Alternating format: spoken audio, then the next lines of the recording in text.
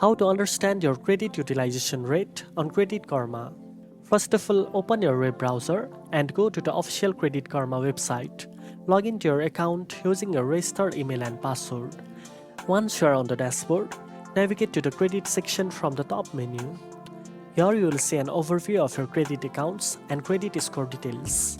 Look for the credit utilization rate. This is the percentage of your total available credit that you are currently using. Credit Karma usually shows this as a percentage under your credit summary or credit details. Your credit utilization rate is an important factor that affects your credit score. Ideally, you want to keep this rate below 30%. Although utilization rate shows lenders that you are managing your credit responsibly and not overspending. You can see the utilization for each individual credit card or account, as well as your overall utilization. Credit Karma provides tips on how to lower your utilization rate if it's too high, such as paying down balances or increasing your credit limits. Now you know how to understand your credit utilization rate on Credit Karma. If you found this video helpful, don't forget to like, share and subscribe for more financial tips. Thanks for watching and I'll see you in the next one.